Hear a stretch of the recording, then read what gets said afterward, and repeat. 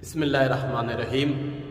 اللہم صلی علی محمد و آل محمد وعجل فرجہم۔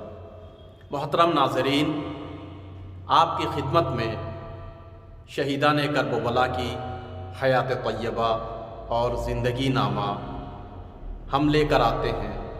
آج جن عظیم شہید کربلا کا ذکر ہم کریں گے، ان کی زندگی سے بہت ہی نمایاں اور عجیب درس انسان کو ملتا ہے۔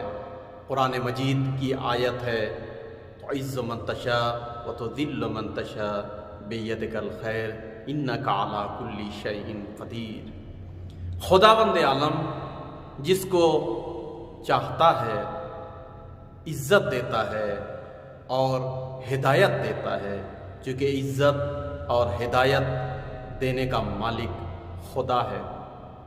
آج اس شہید کربلا کی زندگی ہم بیان کریں گے کہ جو لشکر یزیدی سے نکل کر حسینی بن گئے، امام حسین علیہ السلام سے آ کر وہ ملحق ہو گئے، جن کا نام گرامی تاریخ میں دو طریقے سے لکھا ہے۔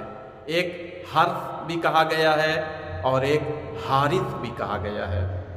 جناب حرث ابن امرؤ القیس بہت ہی مشہور جنگجو تھے کربلا کے میدان میں۔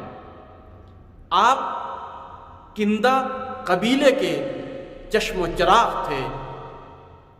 آپ کو تاریخ نے حارث ابن امر القیس کندی بھی کہا ہے۔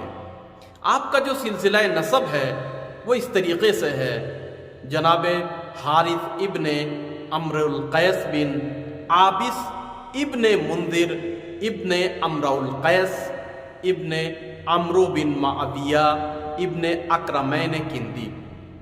یہ جو منذر ابن امرؤ القیس ہے، ابن عمرو یعنی عمرو کے بیٹے امرؤ القیس، یہی وہ عرب کے مشہور و معروف شاعر تھے کہ جو 80 سے لے کر 113 سال ہجرت سے پہلے متولد ہوئے اور مکے میں خانہ کعبہ میں ان کے اشعار بھی ایام جاہلیت میں لٹکائے جاتے تھے۔ عرب کا یہ مشہور و معروف شاعر امرؤ القیس کے بارے میں متعدد گفتگو ہے۔ بہرحال جناب حارث بھی اسی امرؤ القیس قبیلے سے تعلق رکھتے تھے۔ آپ کا وطن کوفہ ہے اور کوفے میں کندی قبیلہ بہت ہی نام اور بدنام بھی رہا ہے۔ جس طریقے سے اشعث کندی وہ بھی بدنام زمانہ تھا، لیکن اسی طریقے سے حارث ابن امرؤ القیس کندی معروف زمانہ ہو گئے۔ کربلا میں آپ 50 سال کی سن میں وارد ہوئے۔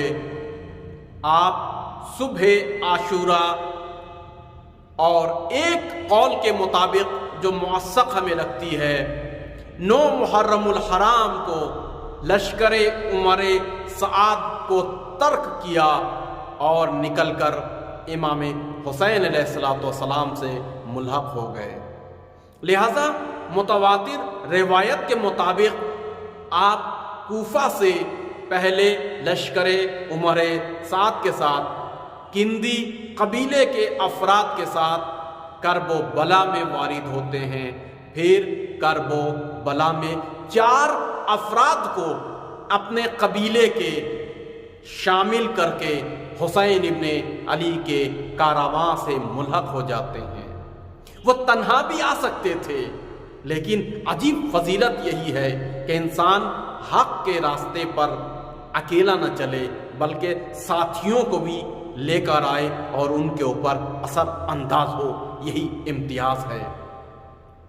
جب عمر سعد نے امام حسین علیہ السلام سے میٹنگ کی، جلسہ کیا، بیٹھک کی، اور امام حسین علیہ السلام نے راہ حق اور صداقت کے بارے میں مکمل گفتگو کی اور امام حسین علیہ السلام نے کچھ شرطیں رکھیں۔ ان شرطوں میں ایک شرط یہ تھا کہ مجھے واپس جانے دو، لیکن نہیں مانا۔ متعدد شرطیں امام نے جو جائز تھی اور وہ شرطیں حق بجانب امام نے رکھی، تو عمر سعد نے نہ یہ صرف کہ ان شرطوں کو ماننے سے انکار کیا بلکہ اس کی مخالفت بھی کی اور نواسہ رسول سرور کائنات کے اس جانشین امام علیہ السلام کی مخالفت میں گستاخی بھی کی۔ امام سے ملنے کے لیے جناب حارث کو تمام مشکلات کا سامنا کرنا پڑا، اور جب آپ نے دیکھا امام حق پر ہیں اور امام کی شرط کو نہ یہ صرف کہ عمر سعد مان نہیں رہا ہے بلکہ گستاخی بھی کرتا ہے، تو آپ نے امام حسین کو حق مانا اور اس طریقے سے آپ نار سے نور کی جانب اور تاریکی سے روشنی کی جانب ہدایت پا گئے اور آپ کرب و بلا میں ہدایت یافتہ ہیں۔ مگر تاریخ میں یہ بھی کہا جاتا ہے کہ محب اہل بیت شیعیان علی کبھی بھی قاتلوں کے لشکر میں نہیں ہو سکتے تھے، لہٰذا وہ کیا ماجرا ہے کہ آپ 9 محرم کو اپنے قبیلہ کندہ کے 4 افراد کو لے کر امام حسین سے ملحق ہوتے ہیں، جبکہ آپ کے والد کہ جو امرؤ القیس دوم ہے وہ مشہور عرب کے جنگجوؤں میں حساب ہوتے ہیں اور جنہوں نے متعدد اسلامی جنگوں میں شرکت کی اور زبردست جنگ کے معاملے میں شہرت حاصل کی، لہذا ان کے بیٹے حارث وہ کیا ماجرا تھا کہ لشکر عمر سعد کے ساتھ مل گئے۔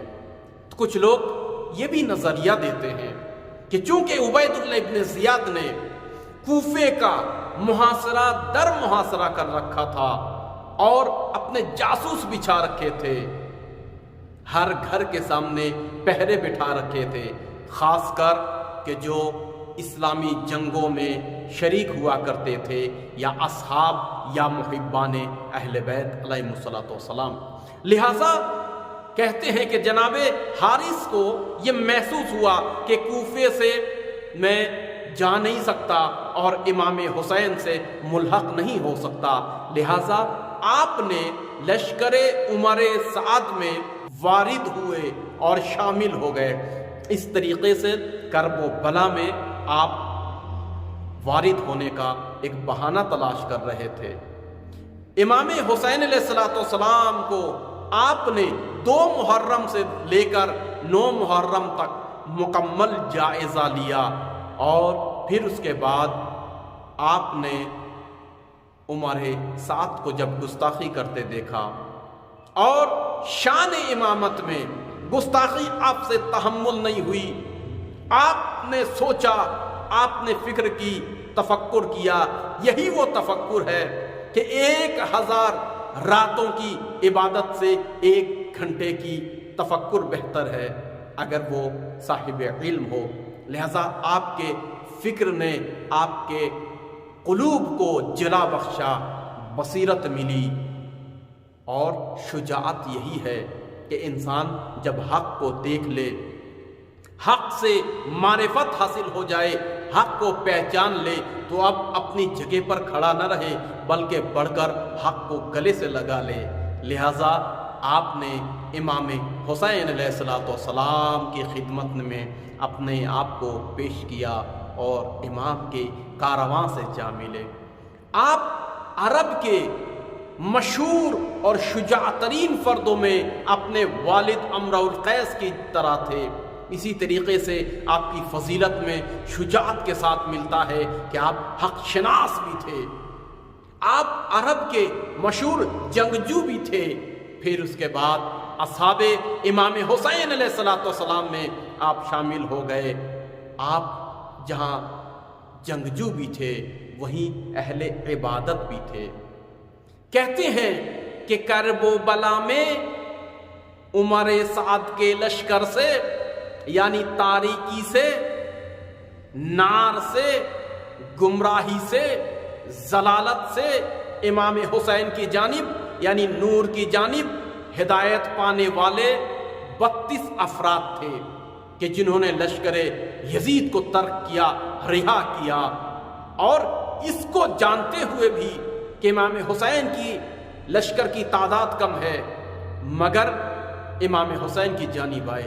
یہ جانتے ہوئے بھی اپنی آنکھوں سے دیکھ رہے تھے، یقین بھی تھا کہ حسین ابن علی کی جانب جائیں گے تو ہمیں جان دینا پڑے گا، مگر موت کو انہوں نے جاویدان نہیں سمجھا اور اس کی شہادت سمجھ کر امام حسین کی جانب آئے۔ جو افراد لشکر یزید سے، لشکر عمر سعد سے، لشکر حسینی میں ملحق ہو گئے، ان کے بارے میں یہی کہا گیا ہے کہ 32 افراد ہیں، مگر تاریخ کی گزارش میں کچھ لوگوں کے نام ذکر نہیں ہیں یا اشارہ اور کنایہ ہے۔ میں 11 افراد کو آپ کے سامنے ذکر کروں گا کہ جو لشکر یزیدی سے لشکر حسینی میں ملحق ہو گئے۔ جناب ابو شعثاء کندی ہیں کہ وہ بھی حارث ابن امرؤ القیس کے ہمراہ تشریف لائے۔ جناب بکر یا بکر بن حی التیمی ہے، تیمی قبیلے کے بہت سے افراد آئے۔ اسی طریقے سے جناب جابر ابن الحجاج التیمی ہے کہ جو لشکر یزیدی کو چھوڑ کر امام حسین کی جانب آئے۔ جناب جوین بن مالک تیمی وہ چوتھے شخص تھے کہ جن کا کردار نمایاں ہے۔ 5ویں شخصیت جناب حلاس بن عمرو راسبی ہے، راسبی قبیلے کے چشم و چراغ۔ اسی طریقے سے 6ٹھی شخصیت جناب زہیر بن سلیم ازدی ہے جو ازدی قبیلے کے رہنے والے تھے۔ اسی طریقے سے 7ویں شخصیت جناب عبد الرحمن بن مسعود تیمی ہے، تیمی قبیلے کے یہ معروف شخصیت۔ 8ویں شخصیت جناب عبداللہ ابن بشر خثعمی ہے کہ جنہوں نے راہ حق کو پہچان لیا۔ 9ویں شخصیت جناب عمرو بن زبیعۃ الزبعی ہے۔ 10ویں شخصیت جناب مسعود بن حجاج تیمی ہے، اور 11ویں شخصیت نعیم بن عجلان انصاری ہے کہ جنہوں نے تمام محاصروں کو توڑتے ہوئے لشکر یزید کو چھوڑتے ہوئے راہ حق میں پہنچ گئے۔ اللہ نے ان کی ہدایت کی تو رہتی دنیا تک ان کا نام روشن اور تابندہ ہے۔ جناب حارث کہ جن کو حرف بھی کہا گیا ہے، امام حسین علیہ السلام کے لشکر کے اوپر، اصحاب و انصار کے اوپر جو حملہ اولا ہوا، یلغار کیا، کوفے کے دستہ اول نے تیروں کی بارش کی، تلواروں سے زخمی کر دیا حضرت حارث کو، اور بہت ہی شجاعت کے ساتھ آخر میں جنگ کرتے کرتے آپ نے امام حسین راہ حق، راہ انصاف، انسانیت کو بچانے کے لیے ظلم کے خلاف آپ نے شہادت کا جام نوش کیا، اور رہتی دنیا تک آپ نے یہ درس دیکھا کہ ماحول محیط کیسا بھی ہو، اگر حق آپ کو نظر آ گیا تو حق کی جانب گامزن رہنا اور حق کے اوپر ثابت قدم رہنا۔